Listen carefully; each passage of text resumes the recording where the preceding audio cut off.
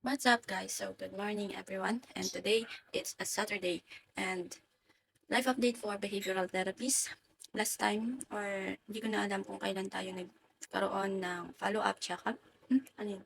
Nag-follow-up check-up about sa future behavioral therapist natin. Pero, tingnan nyo na lang sa YouTube. And, meron ako napansin sa YouTube channel natin na which is masyadong mabilis. Masyado siyang mabilis pag nagsalita.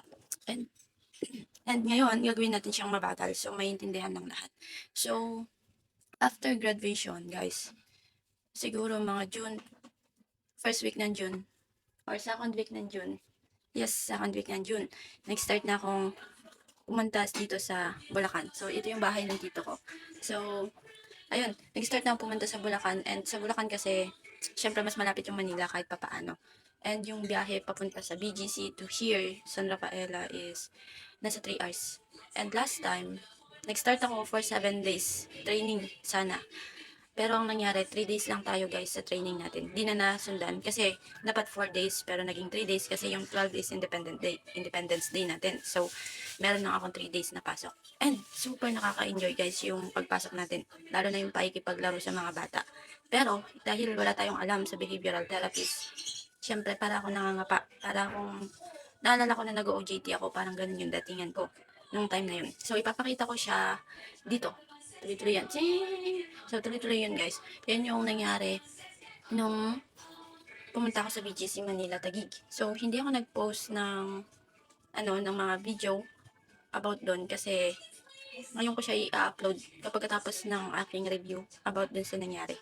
So, kahapon, nag-decide akong mag-resign na agad. 3 days pa lang, wala pang 7 days. Hindi dapat ako magre-resign pero nag-resign ako agad. Agad. And ang reason is like, nung 11, bago mag-12, is nagkaroon ng problem sa daan. Like, di ba sa Manila kasi sa may EDSA, papuntang Cubao, laging bahain doon. And nabutan ako ng malakas na ulan, baha din. And then malakas din yung mga kidlat that time. Dalawang beses kumidlat. Tapos nung nakasakay na ako sa bus, standing ako. And pagkatapos ng standing, bumaba ako dun sa waiting shed. Okay, padalastas. Okay. Nag-abang ako sa waiting shed, guys. And that time nung nag-abang ako sa waiting shed, nagkaroon ng problem ulit. Muntik akong masagasaan ng tricycle. Pero hindi naman ako natakot, guys. Hindi naman yun yung reason. Pero naisip ko kasi, pagod talaga siya. Like kapag papasok ako sa office, nawawalan na ako ng energy. At, nagkakaroon ako ng energy pag nasa office ako, pero hindi continuous yung energy. And yung pakikipag-usap ko sa mga coworker ko, hindi rin siya okay. Like, talagang nahihirapan ako. Kasi una, yung transition siguro sa 1 week, dahil mayayain ako, at nakilala nila ako doon as mayayain talaga. Hindi talaga ako nagsasalita. Pero syempre, transition yun eh. And overall, kapag tumagal naman ako, syempre magkakaroon din naman ako ng time na magsalita. So, yun na yung kagandahan doon. Pero, kahit na ganun, syempre, habang pumapasok tayo, meron din akong isang naisip kung bakit hindi ko siya itutuloy. And, that is, siguro, malayo nga siya.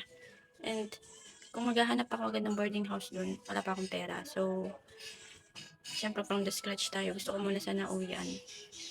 Pero, hindi talaga kaya yung uwian. Nakakapagod siya, guys. 3 hours yung biyahe mo. 2 hours nga kapag umaga. Paano pa pag gabi? Pag gabi kasi traffic, nasa 3 hours din.